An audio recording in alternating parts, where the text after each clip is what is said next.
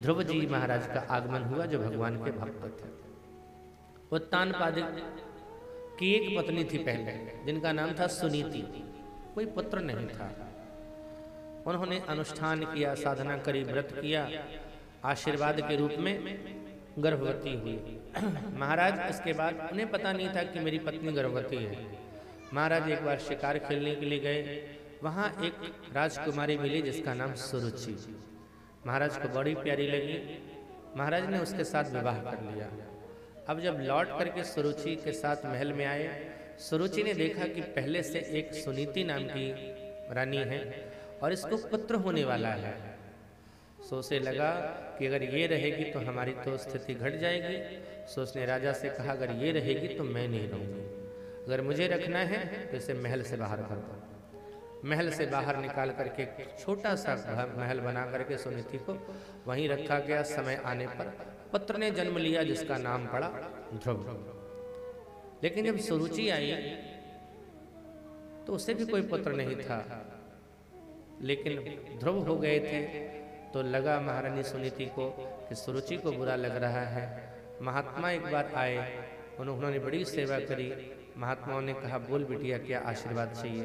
बोले हमारी जो दूसरी महाराजा की दूसरी पत्नी है उसको पुत्र हो जावे ऐसा वरदान दो। उसे भी पुत्र की प्राप्ति हुई और उसका नाम हुआ उत्तम। एक बार ध्रुव खेलते खेलते बच्चों के साथ महल में पहुंच गए। महाराज ने देखा अपने पुत्र को, जो 5 वर्ष का ध्रुव था, सुंदर, वो गोल कपोल ग्रीवा दिव्य आभा तेज को देख करके महाराज का मन बरबस आकृष्ट हो गया। उन्होंने ध्रुव को अपनी गोद में भर लिया, अपनी गोद में बिठा लिया, आंख में भर करके। अब जब देखा सुरुचि ने कि महाराज ने तो ध्रुव को बिठा लिया है, सब क्रोध में भर गई और आ करके ध्रुव का हाथ पकड़ा। चल रे अभागे हट बैठ नहीं पिता की गोद, खोया अधिकार तेने कैसे दोष से, पाया है जन्म तुक्ष जननी के गर्भ द्वारा, और बैठ यहाँ चाहो तो जन्मो मेरी कोख से। हाथ पकड़ करके निकाल दिया, उठ जा, तो इस गोद में बैठने योग्य नहीं है। ध्रुव जी ने विमाता की ओर देखा, सुनीति की ओर देखा। क्यों मैया, क्या मैं महाराज का पुत्र नहीं हूं? अगर उत्तम पुत्र है तो मैं भी तो पुत्र हूं। सुरुचि ने क्रोध में आकर के कहा कि इस गोद में बैठने के लिए महाराज का पुत्र होना आवश्यक नहीं है, उतना उससे ज्यादा आवश्यक है सुरुचि के गर्भ से उत्पन्न होना। तू जानता, तू चाहता है इस गोद में बैठूं? बोले हाँ चाहता तो जा। तपसाराध्यम पुरुषम, जा करके उस आराध्य पुरुष की तपस्या कर। तपसाराध्यम पुरुषम तस्यैवानुग्रहेणते, जब उसकी तू आराधना करेगा, जब उसकी जा करके तू तपस्या करेगा, अगर वो प्रकट हो जावे प्रसन्न होकर के और वो तुमसे कहे कि बोल तुझे क्या वरदान चाहिए, तो कह देना मुझे सुरुचि के गर्भ से पैदा कर दो, और जब तू मेरे गर्भ से पैदा होगा ना तब तू इस गोद में बैठेगा। साहब, सुरुचि ने यह बात कह करके भक्त और भगवान दोनों का अपराध किया है। भक्त का तो अपराध कर ही रही है, साथ में भगवान का अपराध। साहब, भगवान अगर प्रसन्न होंगे तो जीव को दुख देंगे या सुख देंगे? और किसी माँ के गर्भ में आना सुख का तो विषय है नहीं, ये तो दुख है। कितनी वेदना, कितना दुख होता है। गंदगी का घर है ये उधर। तपसाराध्यम पुरुषम तस्यैवानुग्रहेणते, गर्भे तुम साधयात्मानं यदीक्षसि नृपासनम। राजा का ये गोद चाहिए तो मेरे गर्भ से तू जन्म ले। अच्छा, ध्रुव के अंदर इतना सुंदर संस्कार माँ ने भरा था, इतना अपशब्द बोलती गई सुरुचि। अब थोड़ा विचार करें हम कि ये कथा भागवत की तो है, लेकिन साहब भागवत की कथा के साथ साथ हमारे जीवन की कथा है। ये उत्तानपाद कोई और नहीं है, हम सब वही उत्तानपाद। और जीव जब ये मानव का शरीर गर्भ में मां के रहता है ना, तो इसके पैर ऊपर उठे रहते हैं, सिर नीचे रहता है, पैर ऊपर रहता है। तो हम सब उत्तानपाद हैं, और समस्त उत्तानपाद मानव की दो पत्नी होती है, एक है सुरुचि, एक है सुनीति। हमने आत्मदेव की कथा में क्या कहा था? इस आत्मा की, इस जीव की पत्नी बुद्धि है, और यही दो तरह की बुद्धि है। एक सुनीति यानी शास्त्र सम्मत बुद्धि, सुष्ठु नीति, शास्त्र ने जो कहा है उस हिसाब से चलना है हमें, जो संविधान बना है उस हिसाब से चलना है हमें, सदकर्म करना है हमें, ये शास्त्र नीति है। और दूसरी है सुरुचि, मनमानी बुद्धि। शास्त्र से चलेंगे तो बात होगी, हम तो अपने हिसाब से करेंगे। आज भी अगर शादी ब्याह का तिथि निर्धारित किया जाता है ना, तो बहुत कम ऐसा होता है जो मुहूर्ते पर बारात निकले, मुहूर्ते पर विवाह हो गया। अब तो मनमानी बुद्धि है, और हमने भी यही किया है, सुनीति को बाहर कर रखा है, यहाँ से सुनीति को बाहर कर रखा है, सुरुचि को अपना रखा है। हम सोचते हैं कि सुरुचि का फल उत्तम होगा, लेकिन उत्तम जवानी में मारा जाता है, और सुनीति का बेटा ध्रुव होता है, यानी अटल होता है। और इस सुनीति का जो पुत्र होता है, उत्तम होता है ना, वो वाद विवाद नहीं करता है। विमाता ने इतना अपशब्द कहा, लेकिन चुपचाप अपनी मां के पास चला आया, रो रहा है। अहो देखा, अपमान किया गया है, उसके मान को, सम्मान का भंग किया गया है, फिर भी संस्कार इतना दिव्य है कि मां के पास भी आकर के वो विमाता का, यानी सौतेली माता का, सौतेली माता की बुराई नहीं कर रहा, सिर्फ रो रहा है। सुनीति ने पूछा भी, क्या हुआ पुत्र, रो क्यों रहा है? फिर भी इतने दिव्य संस्कार थे कि विमाता की बुराई नहीं करता। साथ के बालकों से पूछा, बालकों ने पूरी बात बता दी। सुनीति का हृदय कांप गया। पहले वो मेरे साथ दुर्व्यवहार करती थी, अब तो बच्चों तक पहुंच गई। के अंदर उसके प्रति कोई द्वेष का भाव जगा, और मेरे बालक ध्रुव ने देख लिया उस चिंगारी को, तो यही चिंगारी आने वाले दिनों में ज्वाला बन जाएगी। साहब, असली माँ हो, सच्ची माँ वो है जो अपने पुत्रों को संस्कारी बना दे, अपने पुत्र के अंदर द्वेष का भाव नहीं भरे, घृणा का भाव नहीं भरे, हिंसा का भाव नहीं भरे, बल्कि शिक्षा का भाव भरे, भक्ति का भाव भरे, और सेवा का भाव भरे। साहब, सुनीति ने अपने हृदय के भावों को छुपा लिया। ध्रुव को रो रहा है, अरे पुत्र, तेरी माँ तो बहुत बड़ी साध्वी है, उसने वो बात करी है जो बड़े बड़े साधु महात्मा करते हैं। जीवों को उपदेश क्या साधु महात्मा देते हैं? तपसाराध्यम पुरुषम। साहब, सुनीति ने कोई बुरी बात नहीं करी थी, कहने का तरीका उसका गलत था, लेकिन बात तो वही करी थी। मैं पिछले 3 दिनों से आपको बिठा करके यहाँ पर क्या बात कर रहा हूँ? भगवान का भजन करो। कथा सुनाने के बाद मूल में क्या आता है? भगवान का भजन करो। और सुरुचि ने क्या कहा ध्रुव को? वो भी तो ये कहती है, तपसाराध्यम पुरुषम। सुनीति बोली, तेरी माँ बड़ी साध्वी है, उसने वो बात कही है जो बड़े बड़े साधु महात्मा कहते हैं। मैं भी कहती हूँ तुझसे, बेटा तू उस पिता की गोद में क्यों बैठना चाहता है? ये तो जगत, ये तो संसार में है। बैठना है तुझे तो उस पिता की गोद में बैठ जिसकी गोद में बैठने के लिए तेरे पिता भी लालायित रहते हैं, उसको परम पिता कहते हैं। अच्छा, छोटा सा बालक ध्रुव 5 साल का, उसने कहा, क्या इनसे भी ऊपर कोई है? मैं तो सोचता था कि यही सबसे बड़े हैं, क्या इनसे भी बड़ा कोई पिता है? बोले, हाँ बेटा, ये तो कुछ नहीं है, इनके जैसे जैसे कई हैं उनके सामने जो फीके नजर आते हैं, उनको परम पिता कहा गया है, वो परमेश्वर है। ध्रुव जी ने कहा, तो वो मिलेगा कहाँ? कहाँ मिलेगा वो? सुनीति कहती है तो वो हर जगह है, लेकिन कहा जाता है कि वो वन में आसानी से मिल जाता है। बेटा, अगर उसकी गोद में बैठ गया तो ना, एक बार अगर उसने तुझे अपनी गोद में बिठा लिया, फिर दुनिया का हर व्यक्ति तुझे अपनी गोद में बिठाना चाहेगा। फिर तेरे पीछे पीछे दौड़ेंगे कि मेरी गोद में बैठ जा उसके पास। देखो साहब, ये माँ है जिसने अपने बेटे को भगवान से जोड़ा है, और आज की माँ अपने बेटे को भगवान से जोड़ेगी। हम आपके लिए नहीं कह रहे।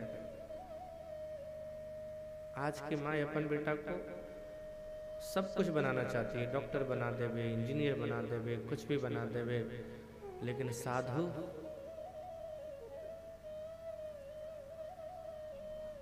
एक महात्मा एक घर में पहुंचे, एक मैया थी, पूछा कितने बेटे हैं? बोले 4। दिख नहीं कोई रहा है। बोले 3 है जेल में, 1 है फरार। अच्छा, हमारे परिचय के कुछ अधिकारी हैं, जज भी है, जा करके ना कह करके छुड़वा देता हूँ, हम बाबा बना देंगे। भैया बोले जलवे में ठीक है, वहां से तो कभी आ जाएगा, लेकिन जहां तुम लेकर के जा रहे हो। आजकल की माताएं पुत्रवती जुबती जग सोई, पुत्रवती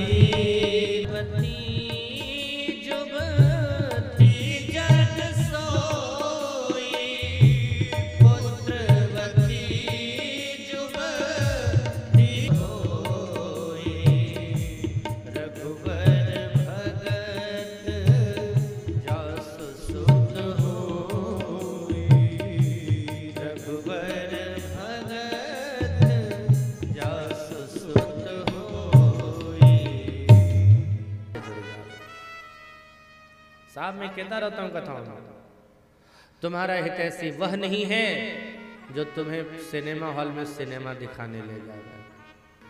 तुम्हारा हितैषी वो नहीं है जो 5 स्टार में तुम्हें भोजन कराएगा, लगता है कि बढ़िया है। तुम्हारा हितैषी कौन है? तुम्हारा हितैषी वो है जो तुम्हें भगवान की कथा में 3 घंटा बिठा दे। तुम्हारा हितैषी वो है जो तुम्हें भगवान का प्रसाद खिला देगा। तुम्हारा हितैषी वो है जो तीर्थ में तुम्हें लेकर के जावे साहब, यानी कुल मिलाकर के जो तुम्हें भगवान से जोड़ देवे, भगवान के धाम से जोड़ देवे, भगवान के नाम से जोड़ देवे, भगवान की लीला से जोड़ देवे, भगवान की कथा से जोड़ देवे, यानी जो भगवान के चरणों से जोड़ देवे, वही तुम्हारे जीव का हितैषी हो सकता है। दुनिया से जोड़ने वाला कभी तुम्हारा हितैषी हो ही नहीं सकता। वो तो तुम्हें ढकेल रहा है नरक में। मैया ने कहा, जा बेटा, उस परम पिता की गोद में बैठती है, उसे कभी ना कभी याद आएगी कि मेरी माँ ने, विमाता ने हाथ पकड़ कर खींचा था मुझसे। तो सो भगवान का भजन करने जाएगा तो भगवान नहीं मिलेंगे। आजकल क्या होता है, घर पर हुई खटपट, आजकल लोग भगवान से कैसे जुड़ते हैं? घर पर हुई खटपट तो चला बाबा जी के मठ पर, बाबा जी ने दिया लंगोटी तो मिलने लगे दाल भात रोटी।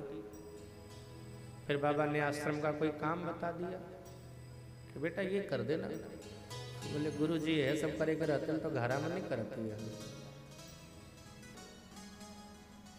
घूमेंगे। तो साहब, हम भक्ति से नहीं भगवान से जुड़ते हैं। क्रोध करके अगर कोई भगवान से जुड़ेगा, भगवान कभी नहीं मिलेंगे, क्योंकि क्रोध, काम, क्रोध, मद, लोभ सब नाथ करके प्रणाम किया। जा रहा हूं वन में, दया का भाव नहीं आया सुरुचि के मन में। छोटा सा बच्चा जा रहा है जंगल कोई, और आज के जैसा जंगल थोड़े, वो तो घनघोर जंगल था, शेर, व्याघ्र, सिंह सब। जा बेटा जा, जल्दी जा, जल्दी जा। अच्छा देखो, जब कोई साधक साधना के पथ पर बढ़ता है आगे भगवान की ओर, तो भगवान को प्राप्त करने के लिए एक बहुत आवश्यक है, और वो है सद्गुरु। बिना मंत्र के, बिना गुरु के भगवान कभी मिलते नहीं, भगवान का मार्ग नहीं मिलता है सही। अब ये साधक साधना के पथ पर आगे चला, वहां जाके क्या जपना है, क्या बोलना है, क्या रूप है भगवान का, ये सब कुछ नहीं पता। लेकिन जब हम श्रद्धान्वित होकर के आगे बढ़ेंगे साहब, तो कोई ना कोई महापुरुष हमें जरूर मिलेगा। ध्रुव जी वन की ओर जा रहे थे, सब पीछे से आवाज आई, बेटा। पलट करके देखा तो नारद जी। अच्छा, कथा में पता था कि नारद जी ऐसे होते हैं, पहचान लिए, प्रणाम किया। कहाँ जा रहा है? ले जंगल। किस लिए? भगवान से मिलने। नारद जी ने कहा, पागल हो गया क्या? जंगल में भगवान होते हैं? जंगल में शेर मिलता है, शेर खा जाएगा तुम। क्यों जंगल जा रहा है? अच्छा खासा रह रहा था। बोले बेमाता ने ऐसा कर दिया। बोले बस इतनी छोटी सी बात, तुझे गोद चाहिए? चल चल मैं तुझे लेकर के चलता हूँ। गोद क्या, तेरे पिता का गोद भी दिला दूंगा और आधा राज्य भी दिलवा दूंगा, मैं गारंटी लेता हूँ। अब ध्रुव जी का विश्वास और अटल हो गया। अभी तो परमपिता मिले नहीं, परमपिता के पथ पर आगे बढ़ा, सो पिता की गोद और आधा राज्य मिल रहा है, और अगर वो मिल गए तो क्या मिल जाएगा। सो उन्होंने नारद जी की ओर देखा और बोले कि आप नारद जी हो ना? नारद जी बोले हाँ। पक्के वाले नारद जी हो? बोले हाँ। कि रामलीला से भाग करके आए हो? क्यों? बोले नहीं, मैंने सुना था नारद जी भगवान को देते हैं। नारद, आज भले ही लोगों ने नारद को बदनाम कर दिया उनके नाम को। जहां कोई गांव में लड़ाने भिड़ाने वाला आदमी दिखता है तो कहते वो देखो नारद आ रहा है। नारद लड़ाने भिड़ाने का काम नहीं करते साहब। नारम ददाति इति नारद, जो नारायण को दिलावे वो है नारद। नारम धयति खंडयति इति नारद, मनुष्य के अज्ञान को नार कहते हैं, उसका खंड खंड करे उसका नाम है नारद। और ब्रजवासी संत एक सुंदर भाव कहते हैं, नारद, यानी जिनकी कही बातें कभी रद्द न होवे उसका नाम है नारद। ध्रुव जी ने कहा कि मैंने तो सुना था कि नारद भगवान से मिलाते हैं, तो और तुम तो भगवान से मुझे अलग कर रहे हो, लग रहा है नकली नारद हो आप। देख लिया नारद जी ने कि चेला पक्का है, कच्चा चेला नहीं। देखो साहब, सदगुरु किसान होता है। गुरु जी जो होते हैं ना, वो किसान होते हैं। और किसान जब कोई फसल लगाता है तो क्या करता है? पहले जमीन की परीक्षा करता है, नमी है कि नहीं है, हाल है कि नहीं है। उसके बाद जुताई करता है, फिर बीज डालता है, फिर जंगली जानवर या कोई भेड़ बकरी आकर के चर नहीं जावे उसकी भी सुरक्षा करता है, समय समय पर पानी देते रहता है। यही काम गुरु का है। उसके पास भगवान के मंत्र का बीज है। वो पहले शिष्यों के हृदय को देखता है, यहाँ है भाव, परखता है कि हाँ यहाँ नमी है, तो मंत्र रूपी बीज डालता है। और मंत्र रूपी बीज जब पड़ता है तो भक्ति का पौधा अंकुरित होता है। उसमें से फिर नई नई कोपलें निकलने लगती हैं। और जब कोई पौधा निकलता है ना और कोपलें नई नई निकलती हैं, तो ये बकरियां बहुत घूमती रहती है उसको खाने के लिए।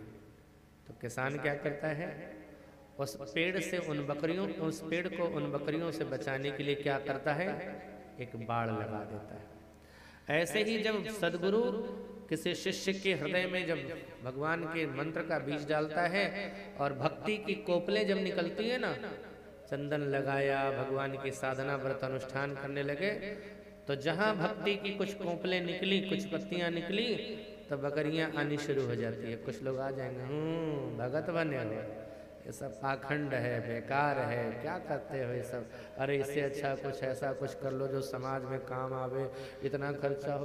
अचल जी को कुछ लोग कहेंगे भी हो सकता है, कितना खर्चा कर रहे हो, इससे अच्छा कुछ समाज का कुछ काम कर देते, ये कर देते, वो कर देते। समझ जाना कि बकरियां आ गई हैं जो भक्ति के कोपलों को चरने के लिए आई है। ऐसी स्थिति में क्या करते हैं, किसान बाड़ बना देता है, यानी अपने ज्ञान को बढ़ाओ। जब इस तरह के लोग आवे ना, जो कहते हैं ये चंदन टीका लगा करके घूम रहा है, ये तो दुनिया का बेकार आदमी, घर का कोई काम नहीं करना पड़े इसलिए टीका लगा के घूम रहा है, सब बेकार हो गया। तो अपने ज्ञान को बढ़ाओ।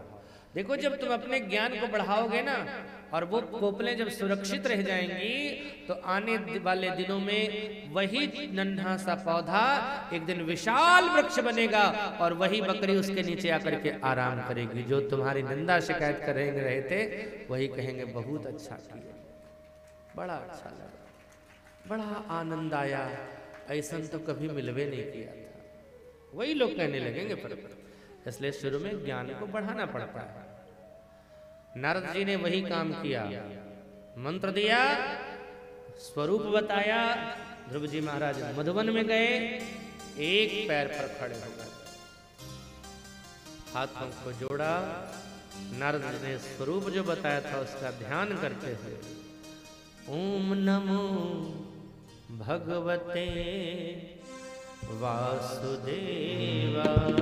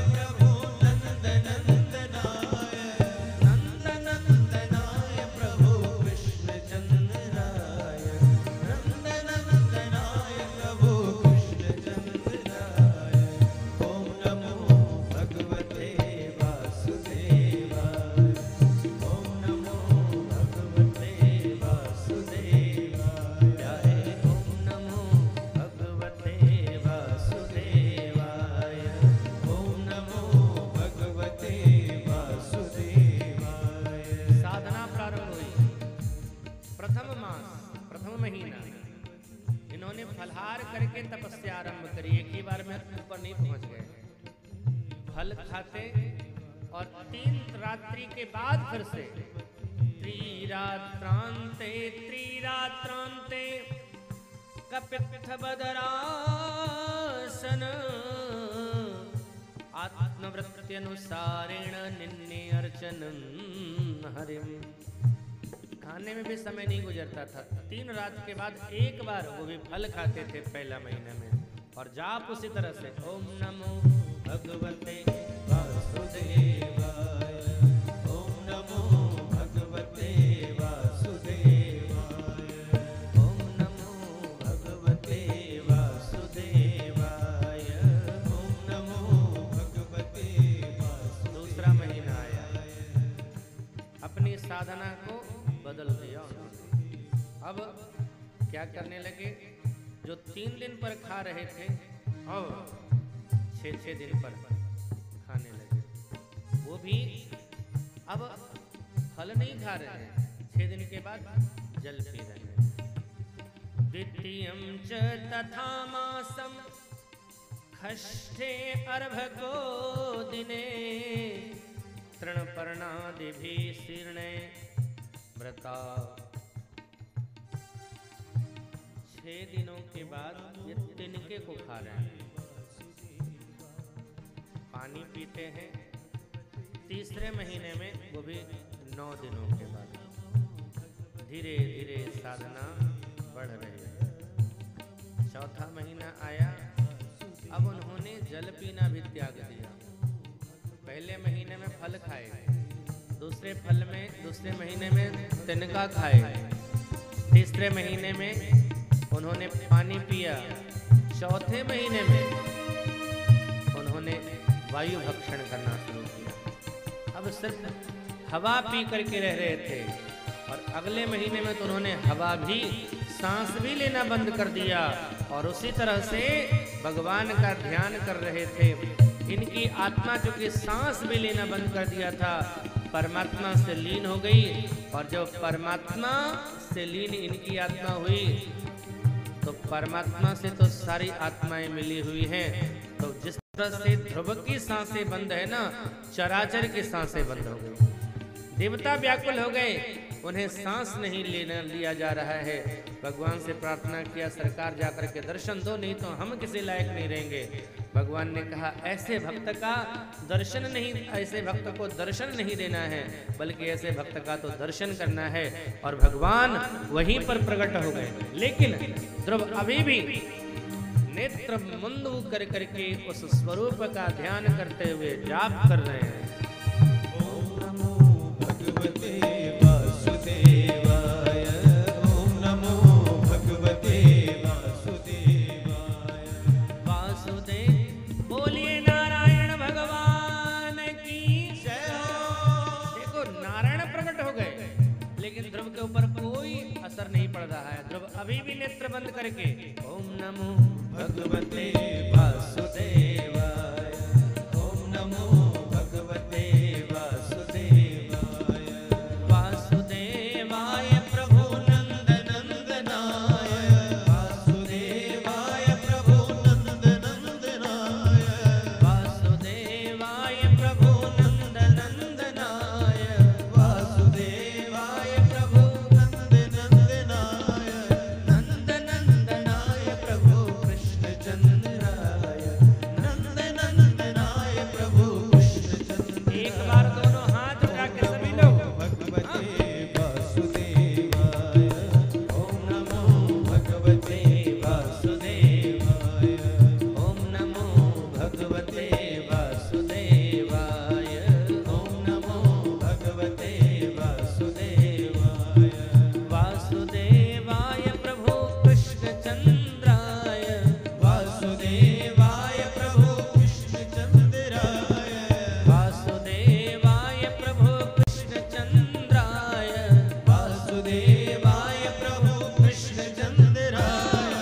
ओम नमो भगवते वासुदेवाय, ओम नमो भगवते वासुदेवाय। प्यारे ओम नमो भगवते वासुदेवाय, ओम नमो भगवते वासुदेवाय, ओम नमो भगवते वासुदेवाय, ओम नमो भगवते वासुदेवाय, ओम नमो भगवते वासुदेवाय, ओम नमो भगवते वासुदेवाय, ओम नमो भगवते वासुदेवाय, ओम नमो भगवते वासुदेवाय, ओम नमो भगवते वासुदेवाय, ओम नमो भगवते वासुदेवाय, ओम नमो भगवते वासुदेवाय,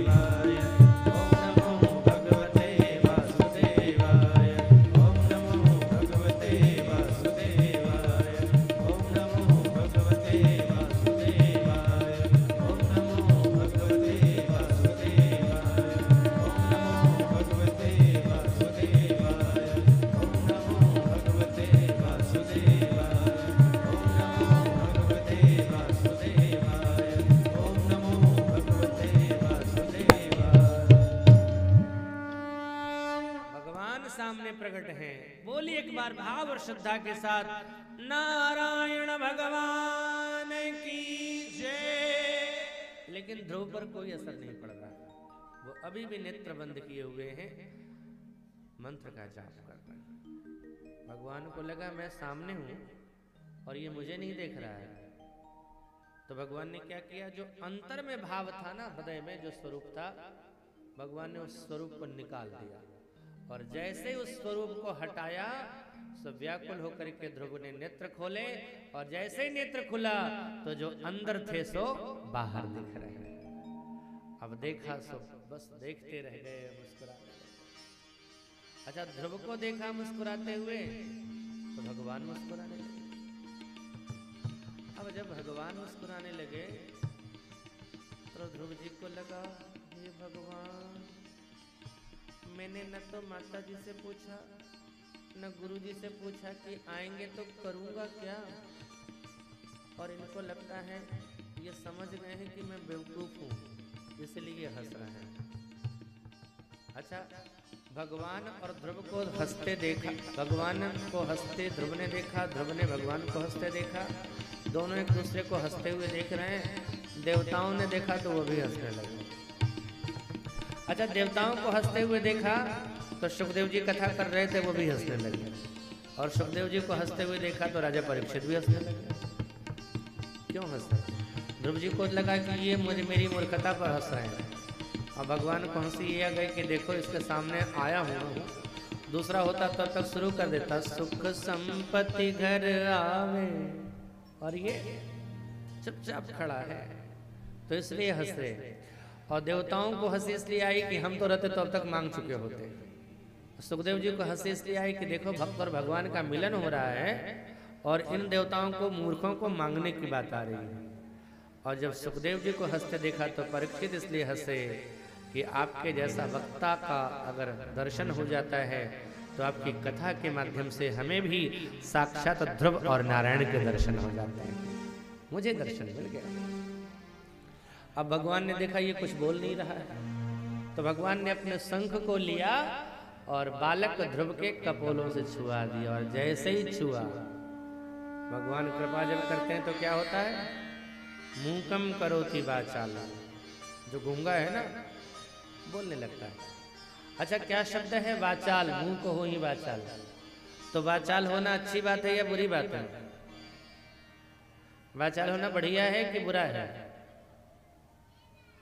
क्या कहते हो आप? वाचाल होना अच्छा है या बुरा है? अभी बातचीत में भी कितना वाचाल हो गया तो यानी बुरा ही है ना। तो भगवान कृपा करते हैं तो गंदा हो जाता है क्या? वाचाल बनाते हैं ये। अब वाचाल का मतलब समझो। वाचा अलंकृत करोति यस्य सा वाचाल, यानी जिसके शब्द अलंकृत हो जावे उसको वाचाल कहते हैं। और शब्द कौन अलंकृत होते हैं? राम नाम बिनु गिरा न सोहा। जिन शब्दों पर, जिस जिह्वा पर भगवान का नाम, भगवान का गुण, भगवान के यश आ जाते हैं, वही शब्द अलंकृत माने जाते हैं। 12 अक्षर का मंत्र जाप करने वाला, 12 अक्षर का मंत्र जाप करने वाला 12 श्लोकों में, 12 श्लोकों में भगवान की स्तुति करता है। यो अन्तः प्रविश्य वाचमिमां प्रसुप्ता संजीवत्यखिल शक्तिधर स्वधाम्ना अन्याश्च हस्तचरण श्रवण त्वगादिन् प्राणान्नमो भगवते पुरुषाय तुभ्यं। जिसने मेरे अंदर प्रविष्ट होकर के मेरी सोई हुई शब्द शक्ति को जगाया, वो शब्द शक्ति क्या, अन्याश्च हस्तचरण श्रवणत्वगादिन, इस जिह्वा कोई नहीं बल्कि जो हाथों को शक्ति देते हैं, पैरों को शक्ति देते हैं, श्रवण को शक्ति देते हैं, समस्त इंद्रियों को संचालित करने वाले हे प्रभु, मैं तुम्हें प्रणाम करता हूँ। बड़ी सुंदर स्तुति 12 श्लोकों में करी है। भगवान ने कहा बोल तुझे क्या चाहिए, मैं तुझे ध्रुव पद देता हूँ। लौट करके आए हैं राज्य सौंप करके उत्तानपाद वन की ओर प्रस्थान करते हैं। उत्तम मारा जाता है, बाद में ध्रुव को क्रोध आता है और यक्षों का संहार करने लगे, क्योंकि यक्षों के माध्यम से मारे गए थे। देखो साहब, बाल्यावस्था में ध्रुव भक्त थे, लेकिन जब बड़े हुए तो इनको क्रोध आया और यक्षों को मारना शुरू कर दिया। संकेत क्या है? जब साधना छूट जाती है, भजन छूट जाता है, तो विकार फिर से आ जाता है। राजा बन गए ना, तो भजन छूट गया, भजन छूट गया, और जब भजन छूट गया तो विकार आ गया। इसलिए जिस साधन से भगवान मिले हो ना, उसका त्याग नहीं करना चाहिए। केवट के समीप भगवान पहुंचे, केवट ने कहा पैर धुला लो, तभी उस पार ले जाऊंगा, वरना मेरी नौका नारी बन जाएगी, उद्धार हो जाएगा, मुक्त हो जाएगी, तरने उमुनि घर नहीं हो जाएगी। किसी ने केवट से कहा, बड़ी सेवा तेरी करी है इस नाव ने, तेरे परिवार का पालन पोषण किया इस नाव ने, अब नाव की बारी आई, जाने देना, इसको मुक्त होने दे, कल्याण इसका भी हो जाने दो। केवट बोला नहीं, नहीं होने दूंगा, नहीं जाने दूंगा नाव को। क्यों नहीं जाने देगा? बोले मैं विचार करता हूं कि आज भगवान हमारे पास आया तो क्यों आया? हमने कोई साधना नहीं की, व्रत नहीं किया, अनुष्ठान नहीं किया, फिर वो मेरे पास क्यों आया? न मेरे अंदर भाव है, भाव की वजह से नहीं आया, वो आया है तो नाव की वजह से आया है। अगर मेरे पास ये नाव न होती तो ये आता नहीं, तो जिसकी वजह से ये आए हैं उस वजह को अपने से दूर नहीं जाने दूंगा। यानी भगवान मिले थे भगवत भजन से, ध्रुव जी महाराज भजन करना छोड़ दिए, इसलिए विकार आ गया। बाद में इन्हें पश्चाताप हुआ, फिर भजन बढ़ने लगा। अंत में मृत्यु के सिर पर पैर रख करके अपने धाम गए हैं। आज भी ध्रुव जी महाराज तारे बन करके टिमटिमा रहे हैं। सबसे ज्यादा जो चमक रहा है ना तारा,